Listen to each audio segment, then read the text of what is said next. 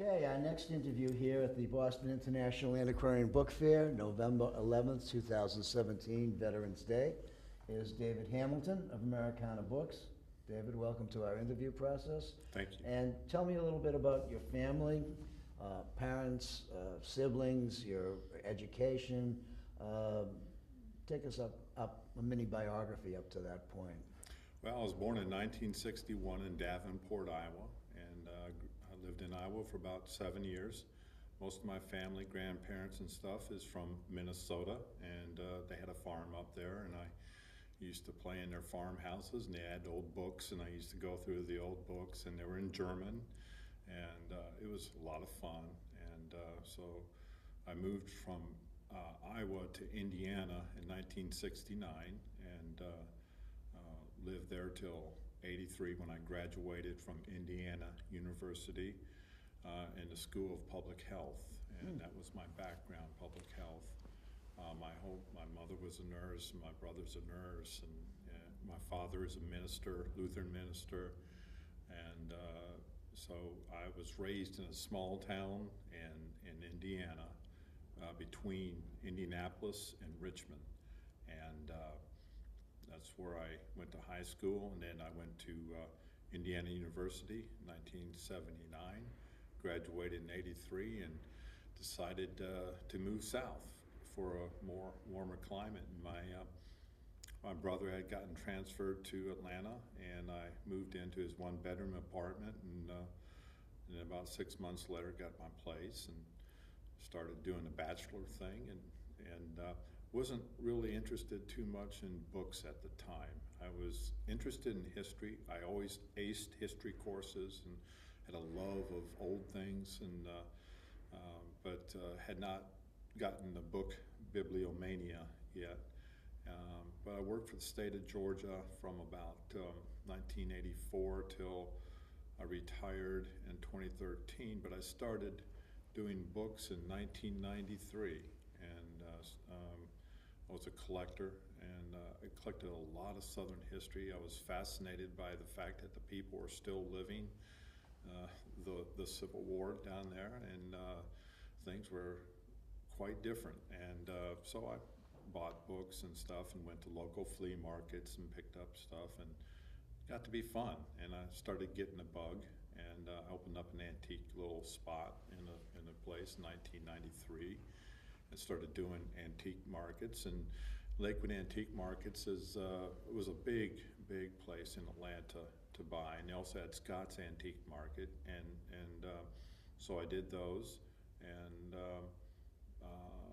sold to the trade, did regional book fairs, and traveled and quoted, people like John Thompson and Lynn Respis and people like that would come down there, and had a really fun time doing that.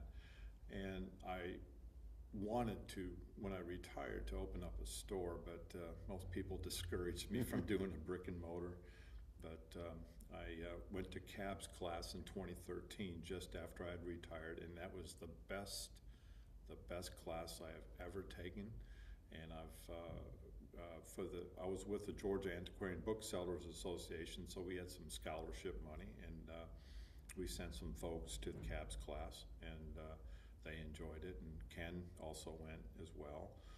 And so I started really full-time January 1st, 2013. I just immersed myself. I had a bunch of good books to catalog and get on the internet and take to book fairs and so forth. So that's how I kind of got here today, is slowly and progressively trying to up my game and buy better books and meet people and meet institutional people,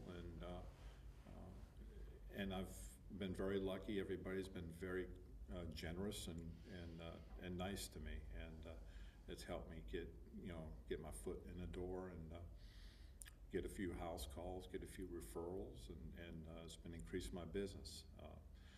I recently went through a life change in 2014 where I separated after 28 years of marriage. I have no children, and I moved from Stone Mountain outside of Atlanta to Tucker, Georgia, and we have a warehouse there with some other dealers that are in the ABA. There's not many, but we're in a warehouse in Tucker, and we use that for books coming in and books going out, and it seems to work for all of us, and we have a great time. How about your internet experience? You know, Was it easy for you to transfer yourself onto the internet? You know, it wasn't too hard. I'm not a very technical person. I don't know how to do the photo and you know, all that kind of stuff very well, but I learned. I started doing eBay in 1999. That was my first thing. And when my ex-wife got laid off in the Great Depression of 2008, she started listing stuff on Amazon and on ABAA. And they weren't professional descriptions, and there were no pictures, and you know, we just needed to generate some revenue. And but after I went to the cabs class, I went back and redid my inventory and spruced it up and took pictures and stuff. And I've been selling on various websites. I got my own website, Americana bookstore.com.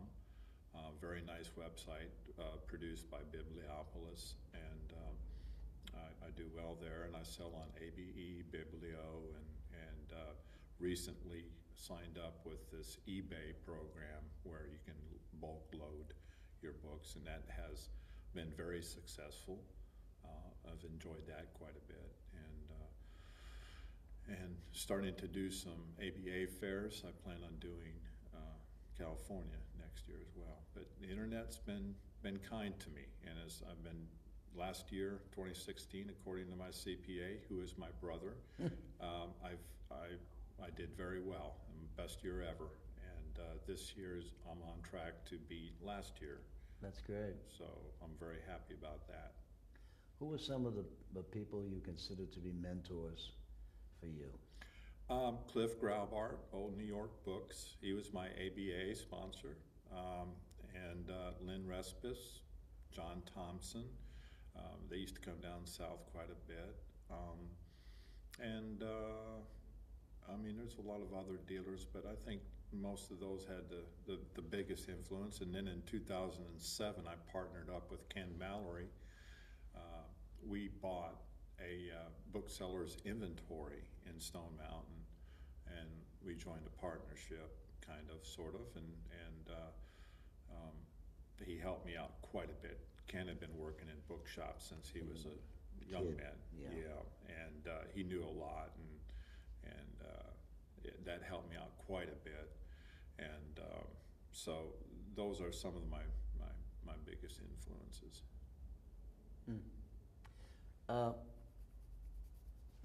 As you move forward in the trade, what do you see as some of the problems or issues or things that we're going to be dealing with as time goes on? Yeah, that's a tough question. I hate to be negative, but you know, things have changed. You know, the internet has changed. It has helped and it has hurt. And I like shows, and I really wish the regional shows and the ABA shows had more energy, more attendance. But I see going to CAB's class in 2013 and hearing all the reports of recent years, I see a lot of young folks entering the trade, which is a good sign. I think it is. And I think we can cultivate them, and you know, anybody can sell a book, as anybody knows. You can go out there and see all sorts of listings and stuff, but to be a professional, it really helps to separate yourself and from them, and know what you're looking at, know how to describe it, and present it well, and that's what I would like to see happen. But there are some things in the trade that are not so positive right now, but hopefully it will get better, because people, I mean, I've read biblio histories from 1500s and 1600s on up, and there's people always been collecting, and paper and text and manuscripts forever, and I don't think that's going to change. I just think the style and the method of how we do it is going to change, and we have to somehow adapt to that. Are you do you have a shop, or do you work out of the house, or in your warehouse, or what? Well, we have a warehouse where we can meet people. It's by appointment. Most of the books are categorized by number, not by subject.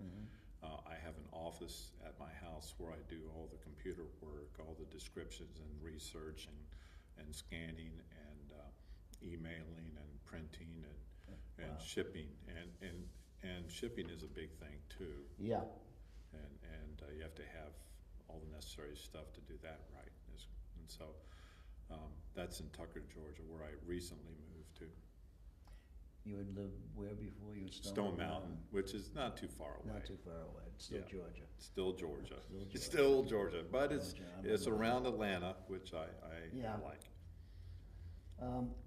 We have a lot of challenges coming up as booksellers, and I'm curious to know from you what you think some of the challenges are going to be as we move forward. Well, I think is to recruit people into the organization.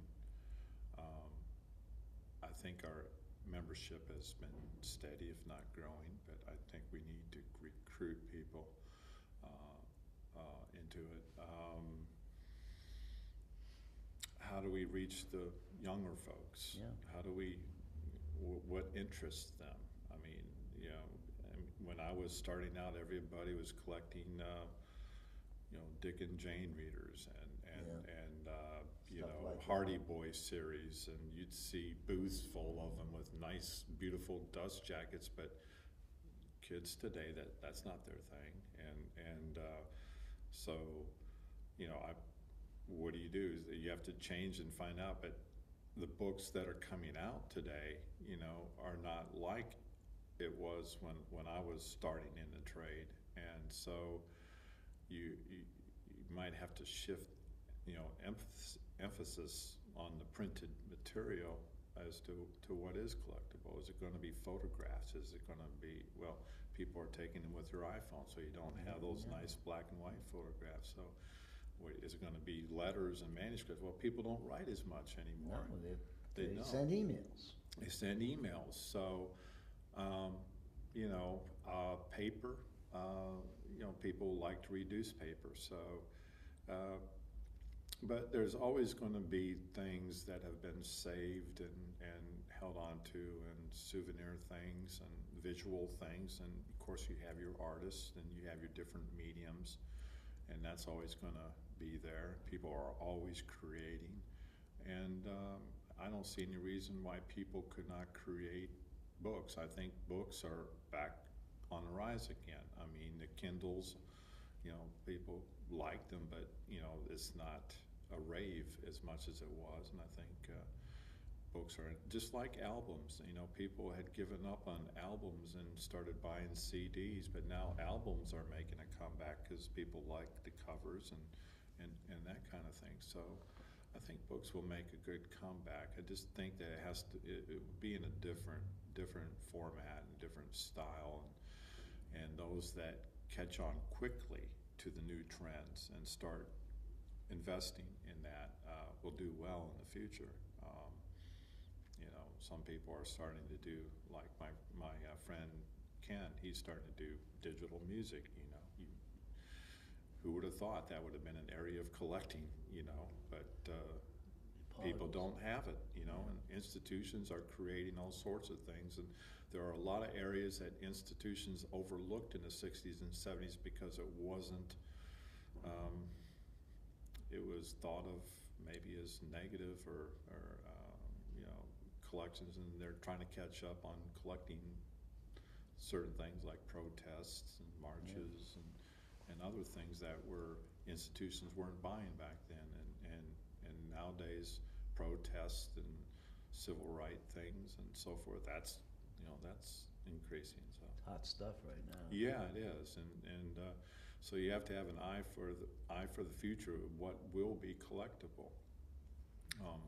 What are some of the things you think? will be collectible? Well, that's really hard because I'm still stuck in the 1700s and 1800s manuscripts. Yeah. So I'm 56 years old, and I'm not tuned into the pop culture today, which is a disadvantage. But I think posters are still, people still do posters. And I Visual think stuff. visual stuff, art, posters, and maybe sound recordings. It may, I don't know. I'm not. I wish I had A wish I crystal could see ball? it. Crystal ball. Wish I had a crystal ball. Let me look into the and see that. future. Yeah, what's going to do it? Yeah, where can I find these books? Yeah, and I also think too that at least in my generation, there's still going to be plenty of material out there that is would be nice for the public to see, and I kind of think of us as archivists, In a sense, yeah. in a sense, and preserving what we can, knowing that it's important, because so many people think of stuff as throwaway society, and it has value if the people that know, and you can get it to institutions and keep a record of our culture. You look at back in prehistoric times, you had cave drawings, you had Sure. that's important. So anything, it might not just be a book or a letter or a photograph or a scrapbook, but it will be something similar to that I think will happen.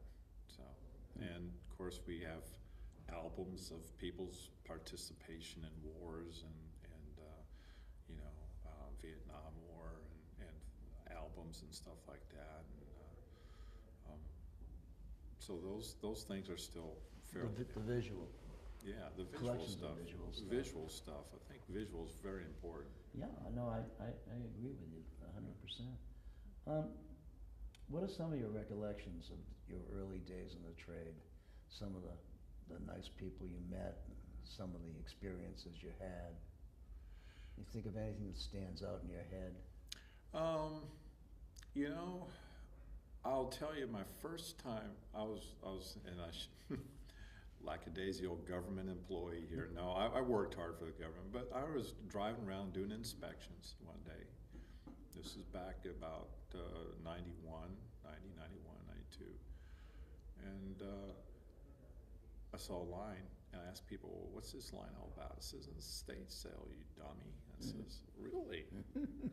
So I went in there, and it was this estate of this guy who was a World War I veteran, and the place was packed with paper, letters, journals, and I picked up a whole box of stuff, and I almost balked at the price. The lady says, $45. And I go, What? $45 for this box of stuff?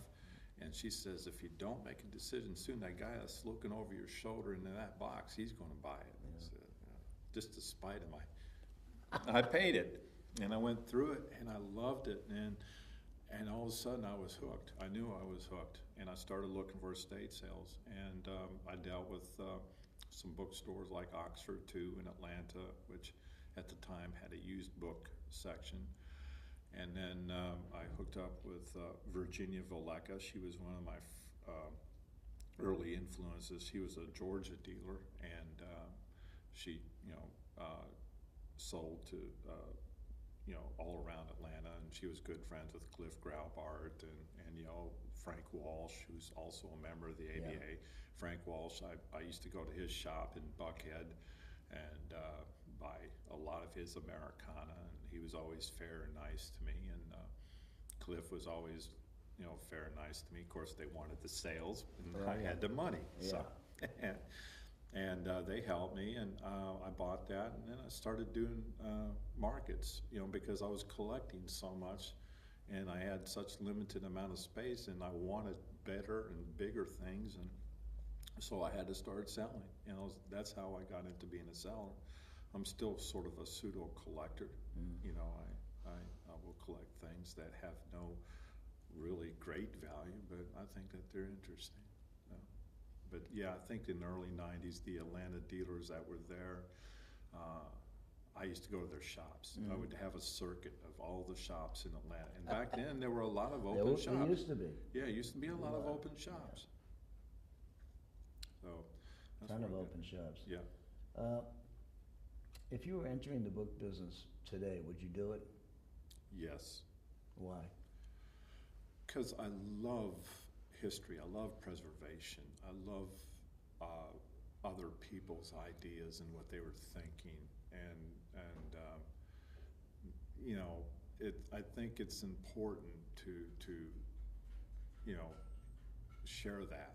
And there are some sensitive things that people don't want to be shared. Well, yeah, it's always that way. But I made a big mistake one time, and I'm still kicking myself to this day. But, you know, somebody had passed away, and, you know, they had these recent diaries, and I didn't think I shouldn't share them because, you know, maybe the family or something would object. But I wish I would have held on to them and stuff like that. And but now I look at anything that somebody has made, and you look at it from a different perspective, and you know, hopefully people will, you know, think it's important. I really like to preserve things and pass things along. We can't hold on to things. They go through our hands. we're just temporary custodians. Yeah, aren't yes, we? that's exactly how I put it, temporary custodians of it, and get it into a place where people can do research and they have fresh sources, primary, fresh material to use. And I've gotten diaries and ledgers that shed new light on things that you know, the history books don't include. So that really makes you happy when I find something like that. What percentage of your business is through book fairs, through the internet? Do you issue catalogs? I've only done one catalog, but I plan to do more. I want to get some help from some people that are better with MailChimp and Constant Contact and photoshopping and stuff like that. I've done one, but most of my business has been internet. I do probably about 10 shows a year, and I do a lot of phone, mail. I do have a lot of exposure with my website, so I do get a lot of phone calls and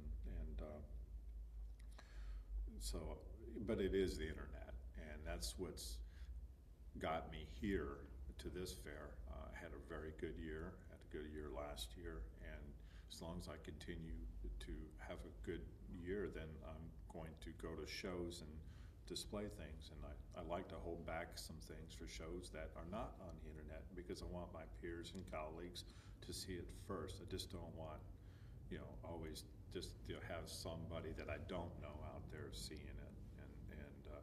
So, but most of my business is internet based right now, and hopefully I can increase the institutional. That's been a small part of my business, but I have had some good institutional sales, good institutional customers, and I hope to build that fairly soon. Well, the institutions have money. Yes. Well, temporarily, I don't know Some what's of gonna them happen do. tomorrow. Right, You just yeah. don't know. Yeah. But yeah, that's always been a place where you can depend on selling stuff. But you know, building a customer base is not that easy. No, it's not. And I know when I went to my CABS class, we talked about institutional stuff, and that makes up some of the booksellers, mainstream booksellers in the ABA. That makes up most of their major income. And I have kind of hold it back. I have to do things when I'm ready, but I've had such a backlog, and I'm starting to get to the point where can get through that. And then, you know, but I've been holding back things for institutions like a plantation survey from Georgia for the University of Georgia, I'd like to quote, or something like that, or you know, some letters that they should see. And I always look at something like, this should not go out into the market. I Yeah. don't think it's appropriate to go out to the market, so it needs to go to an institution. Yeah. And so that's one thing that I think I need to really, really improve upon is institutional catalogs, and go from there. This is slow. This is a slow So process. everything's a slow process. Yes, it is. One last question for you before we, 30 minutes have gone by like Really? nothing. Yeah. Oh.